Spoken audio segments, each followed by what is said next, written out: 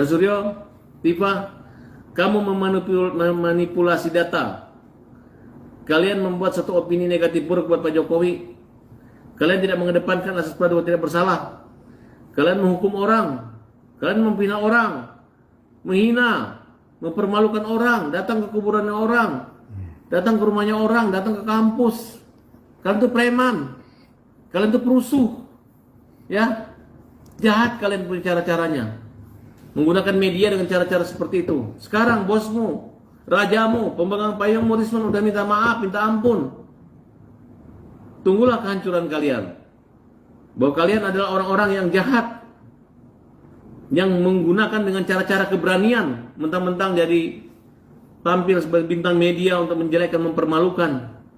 Tidak ada hukum di Indonesia seperti itu. Tidak menghargai mantan presiden. Tidak menghargai kampus UGM. Jahat sekali kalian. Ya, menghina.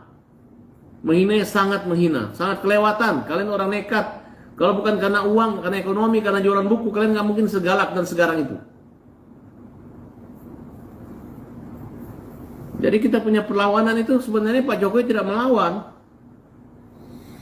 Tidak ada kekuatan Pak Jokowi melawan kalian.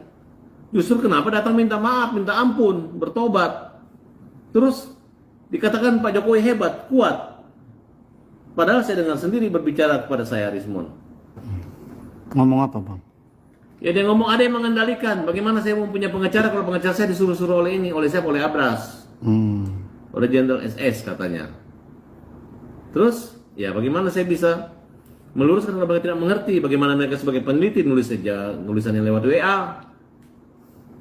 Nah kemudian, ya dia disuruh sama pengacara untuk mengatakan itu sekali palsu tetap palsu. Yang penting opini yang terbentuk, nanti akan dihentikan, nanti akan dikasih amnesti sama presiden, dikasih abolisi. Makanya saya sarankan kepada mereka, Pak Presiden, suruh minta maaf ya, daripada Pak Presiden yang ngasih amnesti abolisi, mending Pak Jokowi aja maafin, selesai. Iya. Pak Jokowi ini makin dihina, makin dihujat, makin banyak yang sayang. Dari awal dia mulai karir pun kerjanya cuma dihina orang, tapi jadi terus, menang terus. Betul kan? Termasuk Pak Prabowo juga menghina dan mengejek Pak Jokowi. Tetap aja dikasih jabatan wakil menteri.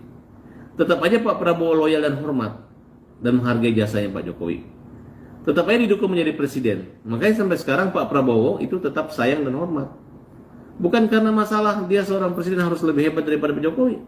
Tapi Pak Prabowo memiliki nilai luhur, budi pekerti yang diwariskan oleh orang tuanya untuk menghargai orang yang berjasa dan bagi dirinya, keluarganya maupun bagi bangsa dan negara ini. Jadi menurut saya Pak Prabowo bukan takut sama Pak Jokowi, tapi dia memiliki sifat-sifat mulia yang menjadi panutan, yang harus jadi dituntun, jadi panutan yang harus kita tiru. Bahwa ini yang diajarkan tentang loyalitas. Ketika orang sudah bersalaman, tidak lagi musuhan, tidak ada balas membalas, ya kan?